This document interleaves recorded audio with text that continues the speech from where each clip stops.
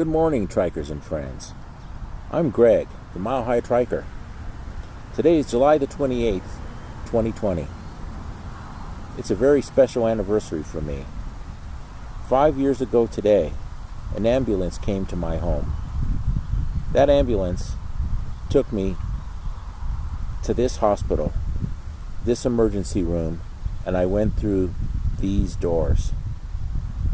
After that, my life would never be the same.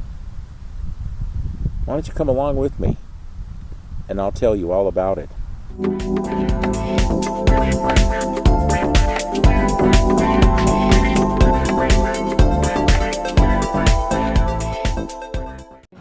As I mentioned in the open, July 28th, today, 5 years ago today, was the transformative day for me.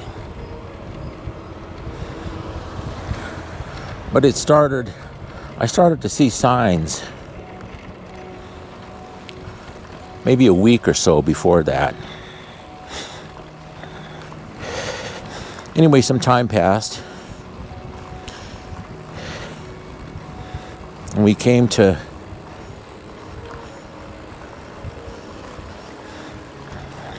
July the 27th, the night of July the 27th. And I got so dizzy, I almost passed out.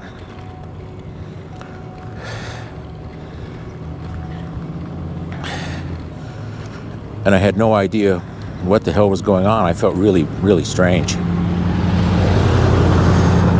If I had been smart and not so stubborn, I should have woke up my wife right there and told her, let's go to the emergency room, because I just felt really, really bad. But instead of doing that, I went and laid down for a while. So the next morning, I was feeling really bad. I just wasn't feeling right. And I told my wife that we need to go to the doctor. And I said, you're going to have to drive me, because I just don't feel up to driving. And she said, okay. She was going to have to come home from work and pick me up from the house and take me over to the doctor's office, which really isn't that far from our house. When I woke up that morning, and within a very short period, I felt so bad that I said, I can't wait. I didn't even call her and tell her what was happening. So I called the paramedics, and they came to my house and took me over to the emergency room at the place where I showed you in the opening. And that was the University of Colorado. It's called the Anschutz campus. It's only about 15 minutes from where I live. And this turned out to be a very fortuitous thing, the fact that this hospital was so close to my home. I mean, remember now, my wife was at work and didn't even know that all this was happening. I remember they put me in the ambulance, and I think I called my wife and told her. They did whatever along the way. They decided to take me to University of Colorado Hospital instead of anywhere else, because apparently my blood pressure numbers and all that stuff were really bad.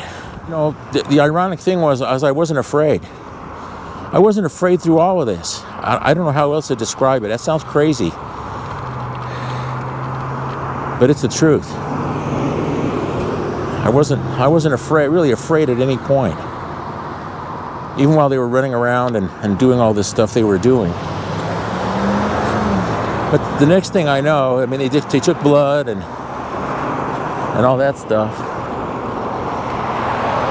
And the next thing I remember, I mean, some other doctors had come in and stuff, and an oncologist came in. I mean, he was a guy with gray hair,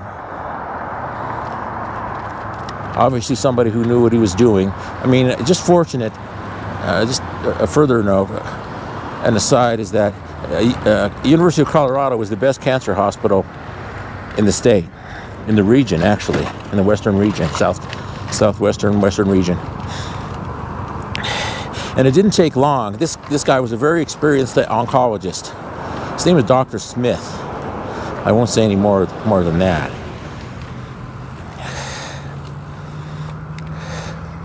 And at this point, my wife was there. I don't know, all of a sudden she got there and she was like, I don't know. At least that's the way I remember it.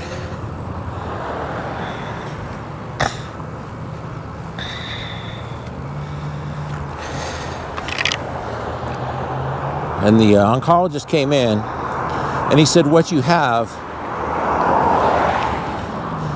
is called APL.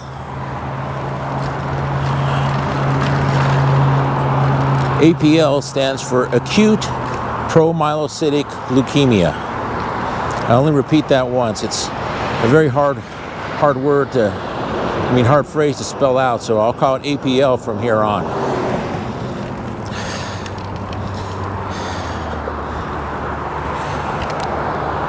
It's a dangerous leukemia, is in essence what he said. And the next thing I remember is they wheeled me into a CT scan room, and they did a CT scan of my brain.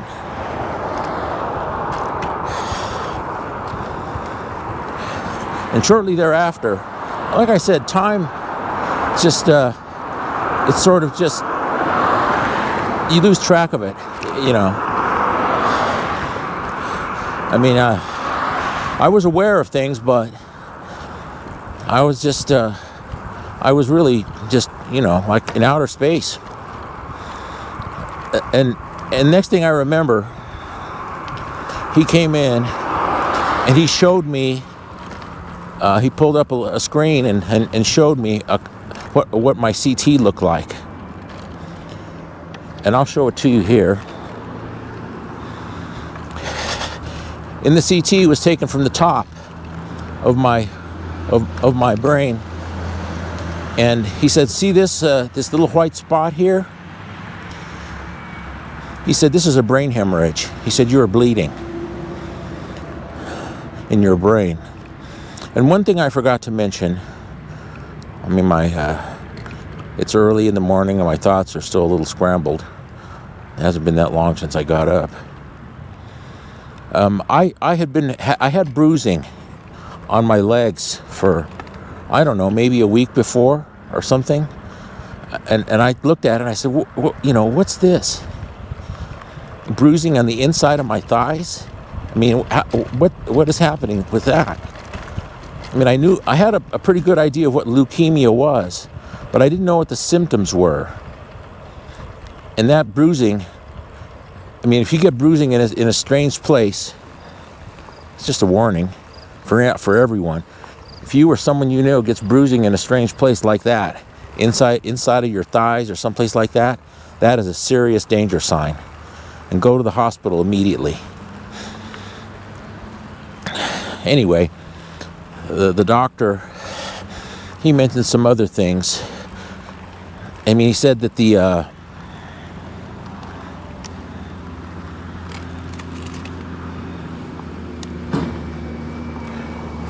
hemorrhage was about a centimeter in diameter, or about the size of the end of a pencil, a pencil eraser. And then he proceeded to tell me something that should have really scared the hell out of me. He said that if you had waited, it's a good thing that you came here when you did. He said, because if you had waited another day, you would have died from that brain hemorrhage. But it was only later that I discovered that APL kills people by brain hemorrhage.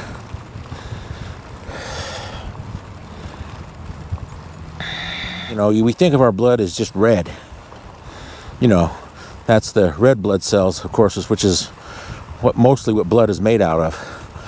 But going through this experience, I learned that the blood is a very complex, I don't know if you call it an organism, or it has a lot of components. And leukemia throws all that off. But he said they were giving me they did have a treatment for this. And if the treatment worked, I mean, this is sort of either or. If you don't catch this, if you don't catch APL in time, you die. It's as simple as that. But if it is caught in time, the treatments they developed, and it turned out like, from what I could gather, maybe 5 years before it happened to me. They can cure you of this.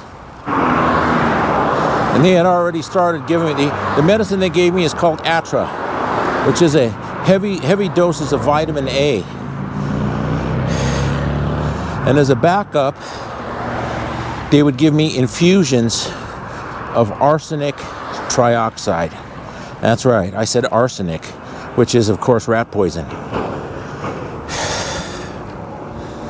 Of course, in diluted form. But they were already giving me the Atra while I was still in the emergency room, before they even took me upstairs to the oncology ward. So this is a very, very rare type of leukemia. Anyway, eventually they sent me upstairs to the oncology ward.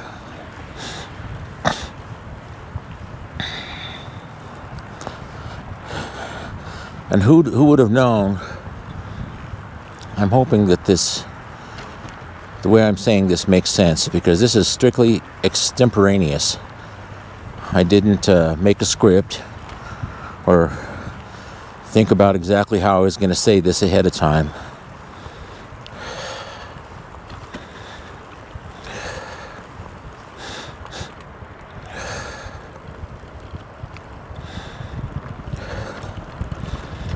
And I was in the hospital. I mean, I was up in the oncology ward, and I was feeling, I was in, like I said, I was in bad shape. I was very weak and very dizzy. And then very shortly after that, they brought in whole blood, and bag after bag of platelets. Because platelets are, what's in plasma. That's one of the major components in plasma. Platelets are what causes your blood to clot. And that's what's so dangerous about the leukemia, what causes you to bleed out. And I've got a picture here of one of the bags of plasma that they gave me. For some reason, my body had a allergic reaction to it. And here you can see that my face and hands swelled up. I don't know if I have the picture of my hands, but my face swelled up like a pumpkin. My eyes were all puffy and everything. And I said, geez, this is not good. And they said, this happens. And they switched it out, and then the swelling went away. I guess they put in a different bag, and it went away. And then at some point around this time, they started giving me the arsenic trioxide, which is, in a bag that they give you in your IV through your infusion pump. And they were all this time that I was in the hospital. I was there in total. I was at University Hospital for about 2 weeks, and then they transferred me over to St. Joseph's Hospital, which is where I would have originally gone, because Kaiser, since University of Colorado is not their normal hospital, they didn't want me staying there any longer than necessary.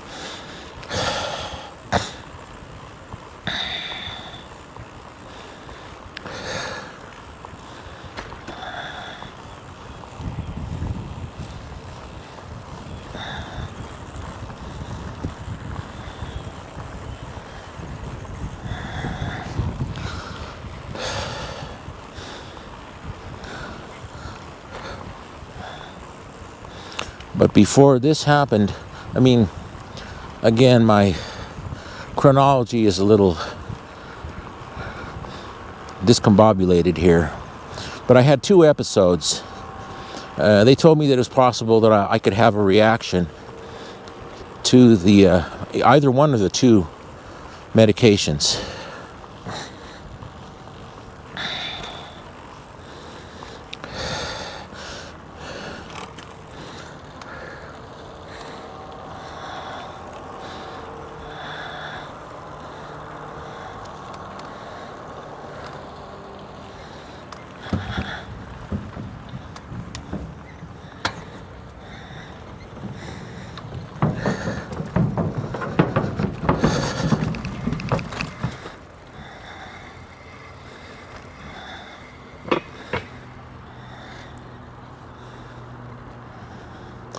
The arsenic affects the heart rhythm,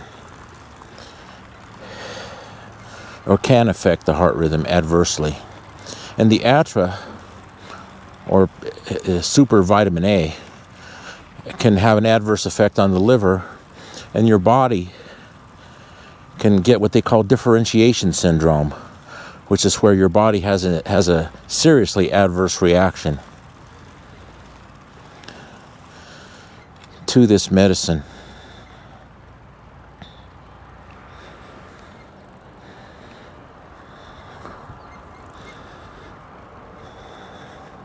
And in my case, that both things happened. I mean, I had a differentiation syndrome episode,